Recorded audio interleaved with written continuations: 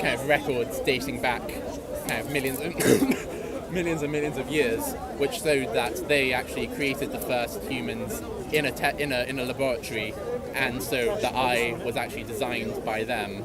Okay. So where did the aliens come from in that case? Because you can't give an answer in terms of a miracle. If you give an answer in terms of miracle, you're not doing science, you're doing theology. Yeah, but like you asked, come up with an explanation that would disprove that the human eye came about by natural but selection. and this is where the caveat comes in. If what you're saying is true, which is what Richard Dawkins basically says, is that, and also Francis Crick, that life may have been seeded on Earth from advanced civilization. And when they were pressed about where the advanced civilization came from, they said via natural Darwinian means. So regardless of even if they designed it in a lab, they themselves came via Darwinian means, meaning overall it's still Darwinism and Darwinism's true. Okay, if you want to consider like indirect Darwinism as in that way. So I'm not making up words. This is what they say. This is why, according to them, Darwinism is absolute. It's just there. It's just all prevailing. Even if there was aliens, they came via Darwinism. What you need to do. Do you see why Karl Popper had a problem with Darwinism now? I'd say that maybe he had a problem with it entirely, or maybe he had a problem with like he considered it to be a religion. Well, and he was an atheist. Well, I think there's certain thinking that you can do that can be good thinking or bad thinking when it comes to evolution. Like last time we talked about kind of evolutionary theory predicting whether men would abuse their adopted or step sons. Social Darwinism. More than their biological daughters. Which is what Darwinism predicts. Yeah, they predicted it, then they tested that hypothesis, and they found that, the rate of abuse was 100 times greater for non-blood children. Right. And so that's an example. But you and me, we both know of examples of people that take care of people that they're not related to more than people that they're related to. Yeah. Right? And so that would be and what Darwinists do is rather than take that as an example and say Darwinism is false, they come up with an ad hoc explanation. They say it's an evolutionary byproduct. They'd say that like, well, the general trend of the overall population is as evolution would predict, and there is variation within it. No, but you have to understand. If I say general relativity works everywhere, and it works on the Andromeda Galaxy, it works on Mars, it works on Pluto, but it doesn't work on a Sunday in Speaker's Corner in 2017 in May. You'd say, what's wrong with you? How are you making an exception? So when it comes to Darwinism, you can't say, well, it's generally correct in these things. It has to be correct overall. And the problem is, when it's shown to be not correct, there's always an ad hoc explanation, which is why people like David Stove, who's another philosopher, atheist philosopher of science, he says, rather than blaming the theory, Darwinists blame the fact. They blame the observations. No, because the reason why I don't think... Do you not find it strange that Darwinism is the only theory in the history of science which has been critiqued by philosophers of science who are atheists as a religion? No other theory in science. Doesn't it go to show you that there's something going on, that this is more than just science? Yeah, I'd say that there can be pitfalls with it, and there can be bad science that you can do with it. But on the example particularly of kind of child abuse, you wouldn't say that Darwinism is disproved just because kind of there are some people who treat their children better. What Karl Popper complained about is that any example of Darwinism's predictions being false always have an ad hoc explanation.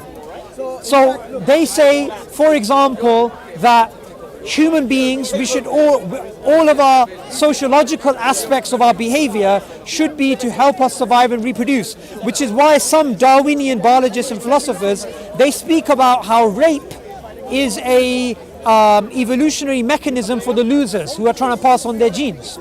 Now, Others would say no, because the aim of the rapist is not to have children. The aim of the rapist is for his passion or whatever. Now, the problem here is anything that contradicts a Darwinian explanation always has a malleable blanket that you can chuck on it and say, well, maybe this is an evolutionary byproduct. Maybe this is an evolutionary byproduct. Like, for example, Richard Dawkins in his book, The Selfish Gene, he says, it is to a mother's benefit if her children are snatched away. Right? It's to a mother's benefit because she doesn't have to raise them and she can raise other children. Yet we know no mother wants her children to be taken away. But what the Darwinists do is they say this is an evolutionary byproduct. Well, so I can address that one example, but I prefer to go back to the child abuse example. Sure. So with that example, like kind of, it's a good behaviour for mothers to want to protect their kids because they don't know for sure that someone who does snatch their kids is going to look after their kids as well as they would. So, but say if they are going to. If they wrote a written agreement, I'm going to treat your child as a princess, I'm going to give them whatever you want. No mother wants her child to be taken away. Even Richard Dawkins admits to this. Well, actually, there is an example of kind of children or parents giving their children away in some circumstances if they think that the child will be well looked after, and maybe if they think, oh, this will help me look after my other children more from the resulting money or that sort of thing. But can you tell me this? If Darwinism gives a prediction that all of these things that we're speaking about in terms of the mother-child relationship, this is all in terms of genes and survival value and the selfish gene idea, why don't the parents know this? Why don't the parents know what? The fact that their love for their children is only because of genetics. Well, a creature doesn't need to understand itself or why it thinks a particular way. Because what you're basically saying is you're making claims which are unnatural. They are mothers who adopt children which are not related to them, which don't carry their genes, yet sometimes take care of them better than their biological children. We have cases like that. Yes, now, anybody with common sense would say that falsifies Darwinism, but in your case, you'll say it's just an evolutionary byproduct. You would say it falsifies Darwinism if the overall trend in most of the human population was for parents to look after their non-blood children better than their blood children who actually carry their genes. Look. But actually, what has been found is that the model is satisfied because the rate of child abuse is far greater for non-blood children than blood children. And so, like, this is an example of how something could have been falsified, but it wasn't. Okay, so let's do this. Rather than saying there's general and there's exceptions, let me give you a general rule which goes against Darwinism. Okay? Okay. Survival of the fittest. Go down the road, we have hospitals which are survival of the unfittest. And who pays for it? Me and you. We pay for it through our tax. The problem is, not only philosophers of science, atheist philosophers of science, atheist philosophers of biology, atheist evolutionary biologists like Masutashi Nai, they've basically said this.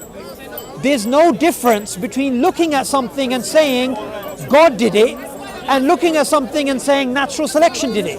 Because at the end of the day, you can't test either. And he's an atheist who doesn't believe in Darwinism. Because what you're doing is you're taking a mystery and you're giving it a label.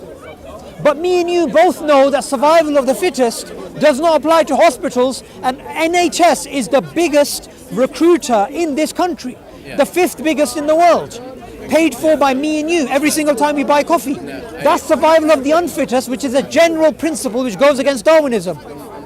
So the reason why it doesn't is I think you could find an example which, if it were the general rule, would refute kind of this sort of survival of the fittest ideology. But the example of hospitals doesn't do that because it's a good behaviour for kind of humans to cooperate in times of in times where the resources aren't too scarce. So if you cooperate, generally there's greater prosperity for But that's people. not selfish gene. And so You're speaking about group selection now, that's yeah. right? Look, So- when so we triangles look when are we're speaking about neo-Darwinism, if you want to say scrap selfish gene, let's go to group selection, which E.O. Wilson believed in, then that's fine. But then what you have to realize is that basically means the selfish gene idea, which has been promoted for the last couple of decades, is false. No, it doesn't, because there has been a synthesis where you explain how, for example, eusocial Hymenoptera come about. Are you speaking about multi-level selection? I don't know exactly. I Look, can't remember this, but like look, there has neo-Darwinism- been kind of well-founded explanations. For Okay, example, look, why drone bees kind of serve the hive, but okay, they don't. Okay, feed themselves. that's actually something different. That's known as kin selection. That's different. Forget that. Yeah. So, but like, Let me just explain what's going on here. Modern synthesis, which was put together in the 1930s when we had genetics and we had classical Darwinism, this was based that natural selection works at a genetic level, right? Now, Richard Dawkins popularized this through the selfish gene idea, even though it wasn't his idea, it was from someone else prior to him. Now, fast forward the last couple of years, biologists have realized it doesn't hold. So some of them are proposing an alternative, which is known as group selection, which is what E.O. Wilson, another evolutionary biologist, believes in. Now, him and Richard Dawkins, they fought each other online, and the spat got very personal. You know, E.O. Wilson called Richard Dawkins a science journalist, said, "You're not even a scientist, right?" These two ideas contradict each other: group selection and selfish gene. And in terms of the selfish gene, it doesn't make sense in terms of hospitals. What you can't do is say that this key works, and since it doesn't work, let me use this key. Either you have to stick to selfish gene idea with classical neo-Darwinism, or you have to drop that and say it's been false, and then move on to group selection. You can't cherry pick. No. I believe that the work has been done to show that social behaviour can be evolved at a genetic level, and I'm not familiar with that kind of that's known as sociobiology, right? I'm not Right. sure. That's a subfield in biology. The problem with that field is there are many philosophers of science and evolutionary biologists who are saying it's total nonsense. I'm not sure if that's true or not. Okay, so let me just give you an example. Philosopher of biology, his name is John Wilkins, he's an atheist. He researches this particular idea of where they try to explain human behavior in terms of the genetic value, survival and reproduction. And he critiques it. Likewise, David Stove, and we have even Dennis Noble from Oxford University. All these guys are atheists and they're evolutionary biologists and philosophers, and they say it doesn't make any sense. In fact, some of them call it unfalsifiable, some of it call it a religion, some of it call it that it's not even science. Well, I don't know if that's what I'm advocating anyway, but like if you're advocating neo-Darwinism, that's what you're advocating. No, well, so I'm going to take a stab at it, even though I haven't read about this particular kind of genetic story. I'm not that familiar with it, but I know. I would suggest you do your research before we speak about it, because what's going to happen is you're going to be not defending Darwinism. You're going to be defending something which is not even Darwinism. Well, tell me what the problem with this would be. So you have a population of some mammals, yeah. And what would they already have? They'd be mammals, so they'd already have sexual reproduction. So they'd already kind of try and seek out each other in order to mate. Yeah. And so there will already be a kind of a slight kind of competition, because even if you can mate with a female, that female might also eat all your food. So there's already going to be an incentive for this species of mammals to start developing, there's already kind of a biological incentive to develop a kind of behavioral protocol, for example. So yeah. if like a gene arises which has the effect, this gene has the behavioral effect that the animal isn't automatically aggressive to any similar mammal it sees. It, in fact, actually checks first whether it's a female or whether it's a male to decide whether it's going to be aggressive or not. So it decides whether the female is on heat or in season, whether you can breed with the female. That would decide. And based on that kind of very simple behavioral protocol, the fitness would increase, and that mammal would start passing on its genes.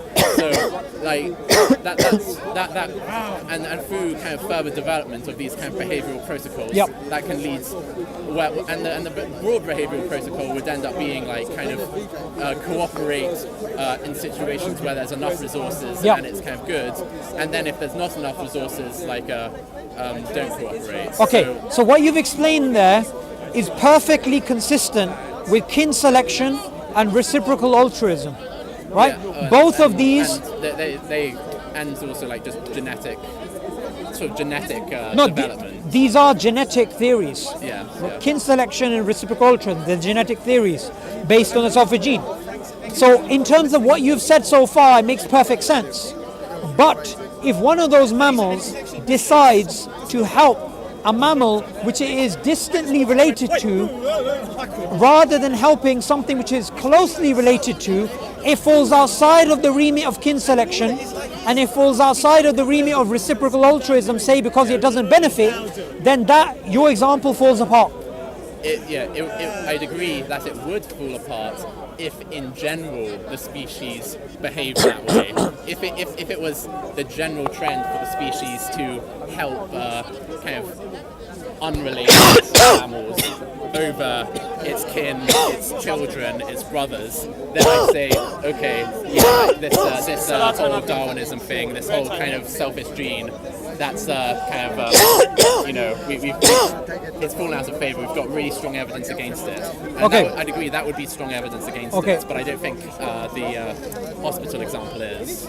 Well, the hospital example gives you the inverse situation to what you were speaking about before. Rather than it being an exception, the general becomes into the rule. Yeah, because the general... Sorry, the exception becomes into the rule, sorry. No, so where you have the